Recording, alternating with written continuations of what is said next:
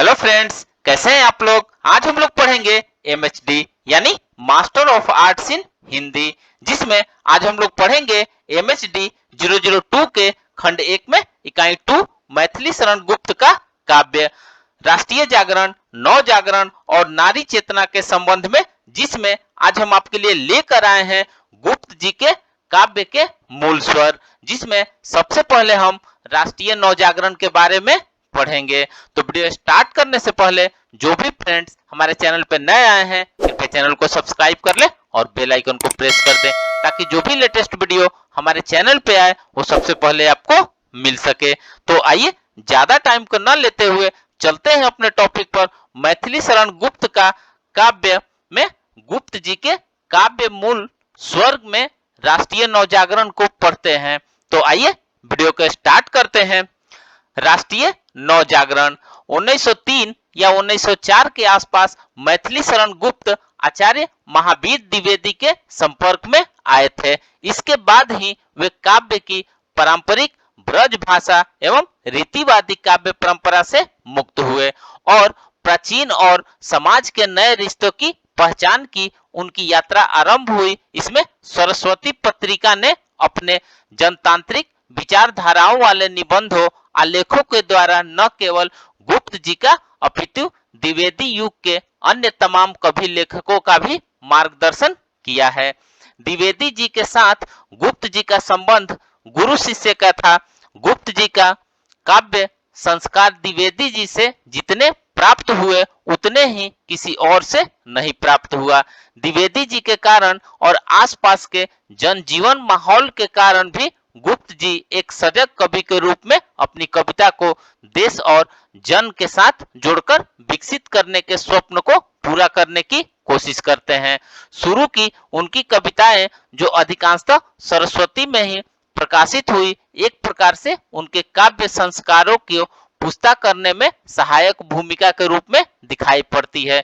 ब्रज छोड़कर खड़ी बोली में आना, कविता को तराश मांझ कर पूरा करना, विभिन्न विषयों का चयन आदि, ये सब बातें उन्होंने द्विवेदी जी एवं सरस्वती के माध्यम से सीखी। इन्हीं दिनों में द्विवेदी जी ने सरस्वती में चित्रों के नीचे छपने के लिए एकांत पंक्तियां लिखने का गुप्त जी को आदेश देते हैं, जिसे वे तुरंत पूरा कर देते थे। कभी कभी एक चित्र पर पूरी कविता ही लिख डालते थे। सरस्वती में छपने वाले ये चित्र महाभारत के प्रसंगों जैसे उत्तरा से अभिमन्यु की विदा, द्रौपदी दुकुल, कीचक की नीचता, कुंती और कर्ण, शकुंतला को दुर्वासा का श्राप, रत्नावली आदि अधिक होते थे। इनके साथ गुप्त जी द्वारा लिखित काव्य पंक्तियां छपती रहती थी। इन्हीं प्रयासों में गुप्त जी को जयद्रथ वध, भारत भारती आदि लिखने की प्रेरणा मिली होगी। 1909 में उनका प्रथम काव्य रंग में भंग प्रकाशित हुआ, जिसमें उनकी राष्ट्रीय भावना की अभिव्यक्ति मिलती है। राष्ट्रीय चेतना की यह परंपरा गुप्त जी को भारतेंदु युग से मिली है, किंतु भारतेंदु युग की राष्ट्रीय चेतना और गुप्त जी की राष्ट्रीय चेतना में अंतर है, परिस्थितियों में भी अंतर है। गुप्त जी के समय में अंग्रेजों का चरित्र पूरी तरह खुलकर सामने आ गया था। उनसे सामना करने के लिए राजनीतिक स्तर पर कांग्रेस की स्थापना हो चुकी थी। राजभक्ति का भारतेंदु युग वाला द्वंद यहाँ नहीं था, इसलिए गुप्त जी की कविताओं में राष्ट्रीय नवजागरण के स्वर ज्यादा विकसित होते थे और ज्यादा उग्र और आक्रामक रूप से दिखाई पड़ते थे। महाभारत के प्रसंगों वाले चित्रों पर कविता पंक्तियां लिखते हुए अपनी अतीत, अपनी संस्कृति, अपना इतिहास और अपने गौरव का महाभाव उनकी रचनाओं का आधार बन जाता है। राष्ट्रीय नवजागरण के लिए वे अतीत की इसी मिथकीय दुनिया को संस्कारों से, सामूहिक स्वप्नों से निकालकर वर्तमान में प्रक्षेपित करते हैं। भारत भारती इस दृष्टि से उनका लोकप्रिय एवं चर्चित रचना रही है। खंड काव्य के रूप में इस रचना का प्रेरणा चाहे उन्हें हाल ही के मुसद्दस से मिली, किंतु सन 1912 में प्रकाशित इस रचना में राष्ट्र के प्रति उनकी संवेदना बहुत मुखर होकर सामने आती है। भारत भारती में अतीत, वर्तमान एवं भविष्य तीन खंड है, जिनमें अतीत खंड में गुप्त जी ने बहुत विस्तार से भारत के अतीत का वर्णन कर देशवासियों को स्वर्णिम इतिहास, जातीय पहचान का परिचय देकर उन्हें इज्जत और सम्मान के से खड़े होने की प्रेरणा देने का कार्य किया है। मुसद्दस और भारत भारती दोनों अपने वर्णित विषय में और उद्देश्य में समान है, किंतु भिन्न देश काल के कारण उनमें निहित दृष्टिकोण और भावना में कुछ मौलिक अंतर पाया गया है।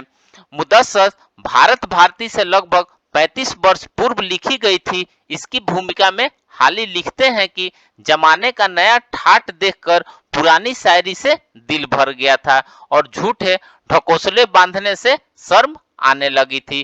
कौम के एक सच्चे खैर ख्वाह ने आकर मलामत यानी छिड़कना की और गैरत शर्म दिखाई कि हैवानियत होने का दावा करना और खुदा को दी हुई जुबान से कुछ काम न लेना बड़े शर्म की बात है। कौम का यह सच्चा खैरख्वाह सर सैयद अहमद खान थे, जो 1857 की क्रांति में विफलता के बाद मुसलमानों में छाई निराशा, पस्ती और अंग्रेज के बीच माहौल में मुसलमानों में एक बहुत बड़े सांस्कृतिक आंदोलन की अगुवाई कर रहा था। सर सैयद प्रेरणा लेकर हाली ने अपनी कविता का पूरा स्वर बदला और जाति तथा देश के लिए मंगलकारी उद्देश्यपूर्ण रचनाएं लिखनी शुरू कर दी। मुसद्दस इसी कड़ी की एक रचना है, जिसमें अपने देश और अपनी जाति से ही नहीं, संसार के समस्त जातियों और देशों से उनका स्वाभाविक प्रेम झलकता है। उनकी इसी उन्नति का ईर्ष्या का नहीं, स्पर्धा का भाव उनमें जोश मारता है। एक स्थान पर वे कहते हैं कि अगर कोई ऐसा ऊंचा टीला हो जहां वहां की सारी दुनिया नजर आती हो, फिर भी उस समय एक ज्ञानी चढ़े तो वह दिखेगा। इस पूरे बंद के लहजे में संसार के विभिन्न जातियों से हाली का वही प्रेम टपकता है जो एक पुराने माली का अपने उद्यान से होता है।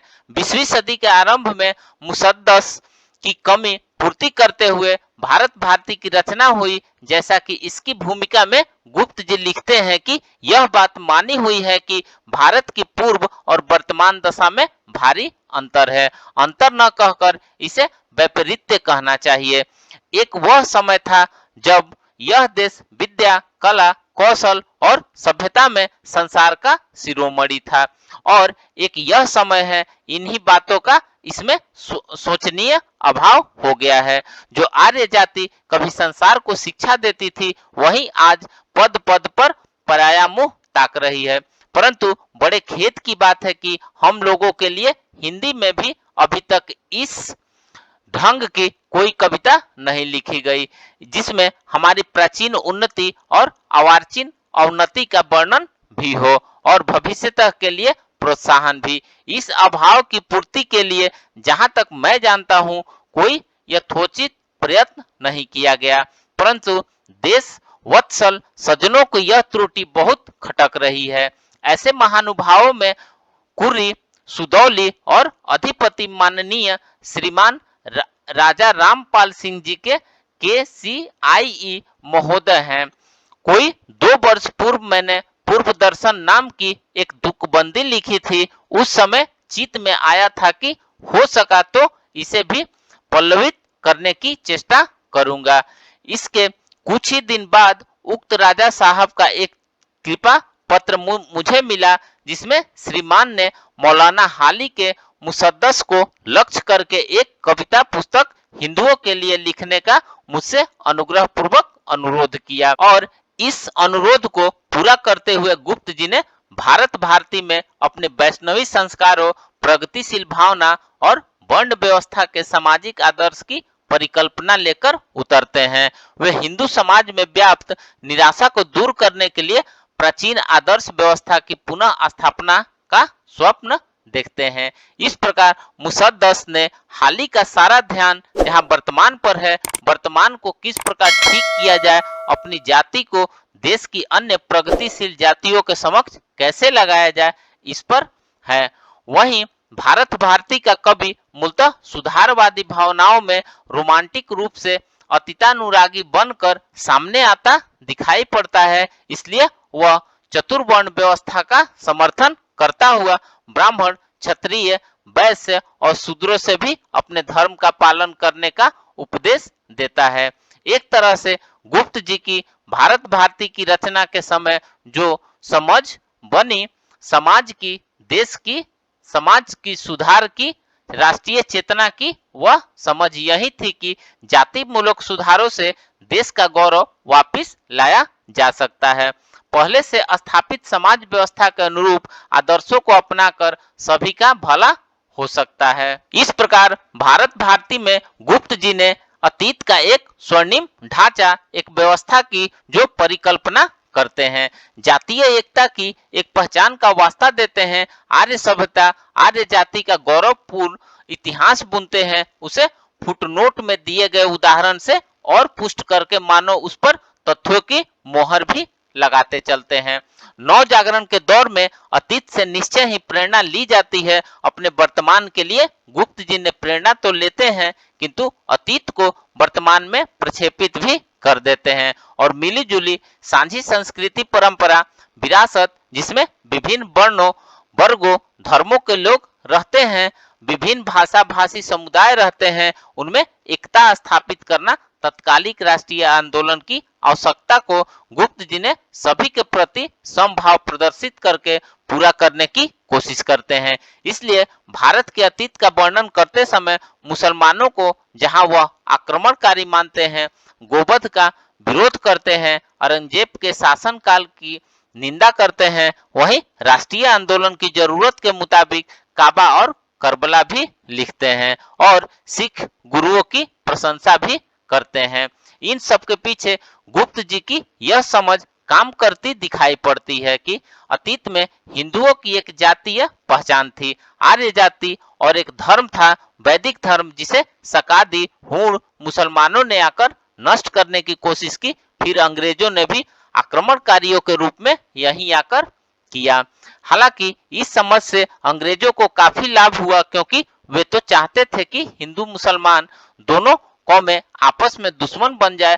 बावजूद इन सब बातों का यदि भारत भारती इतनी लोकप्रिय हुई और आंदोलनकर्ता तक इसकी पंक्तियों को गुनगुनाते हुए आगे बढ़ते थे, तो इसलिए इसमें अपने युग की कई ऐसी प्रवृत्तियां को प्रेरणा देने की शक्ति थी, जिससे नवयुवकों में जोश और आत्मसम्मान की भावना भर जाती थी। गुप्त जी के बारे में हिंदी साहित्य का इतिहास में आचार्य शुक्ल लिखते हैं कि गुप्त जी की प्रतिभा की सबसे बड़ी विशेषता कालानुसरण की क्षमता, अर्थात उत्तरोत्तर बदलती हुई भावनाओं और काव्य प्रणालियों को ग्रहण करते चलने की शक्ति है। इस दृष्टि से हिंदी भाषी जनता के प्रति कवि ये निसंदेह कहे जा सकते हैं। कालानुसरण की क्षमता निश्चित ही गुप्त जी में थी। देश की वर्तमान स्थिति का बेबाक वर्णन उन्होंने भारत भारती के वर्तमान खंड में किया। गरीबी और अमन, व्यापार, शिक्षा आदि समाज का कोई भी चित्र उनसे छिपा नहीं रहा। सन 1916 में जब गांधी जी की भारतीय राजनीति में सक्रियता हुए तो वे गांधी जी से बहुत प्रभावित हुए। राष्ट्रीयता की नई चेतना, सविनय अवज्ञा आंदोलन की भावना, गांधी के नैतिक राजनीतिक विचार, सत्य और अहिंसा, चरखा और गांधी, गांधीवाद के ये सभी आदर्श गुप्त जी ने अपनाए। यहाँ तक कि छायावादी कविता के अनुसार प्रगीत भी उन्होंने लिखे, किंतु सारी राष्ट्रीयता, सारा स्वदेश प्रेम मुखोपेक्षी जातीय मूलक सुधारवादी राष्ट्रीयता में ही रंगा रहा। भारत भारती से काव्य भावना की जो आधार भूमि कवि बनी, आने वाली सभी रचनाओं की दिशा यहीं से तय होती है। इसी आधार भूमि पर साकेत, यशोधरा, द्वापर, सिद्धराज आदि बहुत सी कृतियां आई, सफलता, लोकप्रियता और चर्चा का विषय भी बनी, किंतु सारे नए अनुभव अंततोगत्वा काव्य संस्कार की उसी भाव भूमि पर निर्मित हुए, जिसकी अभी हमने आपको बताया। तो फ्रेंड्स, इस प्रकार से आज हमने मैथिली शरण गुप्त काव्य में राष्ट्रीय जागरण, नव जागरण और नारी चेतना के संबंध में गुप्त जी के काव्य के मूल स्वर राष्ट्रीय नवजागरण के बारे में पढ़ा। तो मिलते हैं एक नए वीडियो के साथ में, तब तक से हमारे चैनल पे बने रहिए। धन्यवाद।